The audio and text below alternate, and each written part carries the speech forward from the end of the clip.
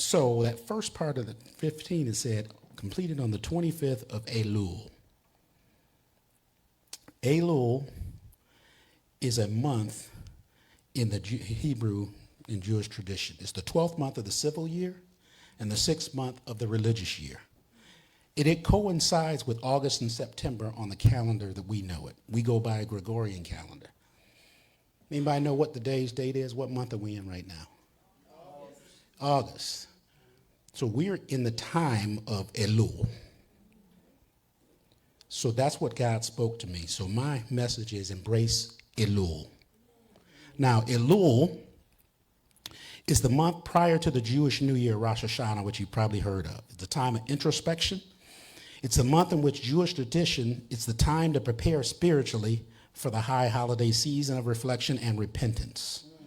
Known in Hebrew as Keshban Hanefesh, literally an accounting of the soul. The process of reflection is conducted to prepare for Rosh Hashanah, where Jewish tradition teaches all of humanity is called to account and a divine judgment is issued.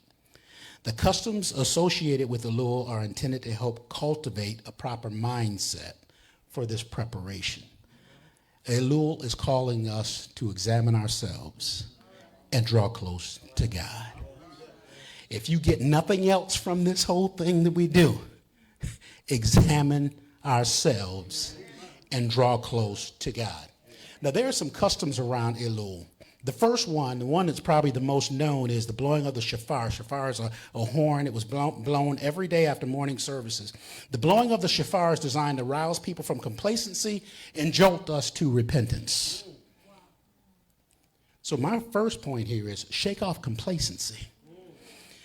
Again, Nehemiah, and I mentioned this before, Nehemiah came about rebuilding the wall. So by the time he arrived on the scene, there's all these exiles that already returned. This was part of the last wave that was to return, over 42,000 of them, plus additional slaves and some other folks that came out. It's recounted a little bit later in the book. But again, all those people were there, but yet the wall still remained in shambles. Why is it? The people were there, and all the things that were going on around them a lot of them were taking pity upon themselves, and they were in a place where they weren't really thinking about and weren't concerned with the things of God. They were more concerned with the things that were around them and the circumstances they were finding themselves in. How many of you find yourself in a circumstance you're like, I don't know how I got here? We need to stop looking at the circumstances that we're in and thinking about what has God planted me and appointed me to do. Because once those things happen and I start putting my hands toward the work of the Father, then things are going to start to shake loose and things are going to start to open up. And that's what he has told me, and that's what he's commanded me to do. Complacency will kill you. I shared a story yesterday about this. We were in a training class some years ago.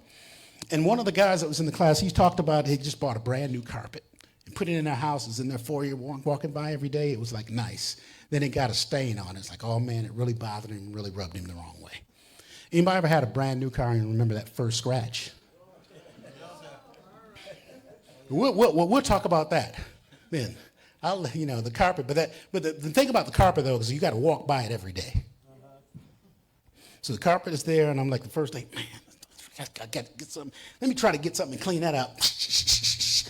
Okay, it's a little better, but man, that thing is still there, and it's bothering you, and it's bothering you, it's bothering you, it's bothering you, it's bothering you. Next day you go by, it bothered you, but it doesn't bother you quite as much. A week go by, and next thing you know, another week goes by, and pretty soon you don't see it. Stain is still there. How many stains do we have that are plastered over our walls, that may be on our heart, that people can see all around us? We don't even see it anymore because we haven't focused on what we need to focus. We've gotten our attention away from where it needs to be. Stop being complacent. This is not a judgment. I'm talking to me too. So, when I'm preparing for this, God is like shaking me out of some stuff. It's like, hey, there's some areas where you haven't done exactly what you're supposed to do. And so, hey, I'm prompting you to step forward and do what it is I've asked you to do. Stop leaving walls vulnerable by not doing the things that God told you to do.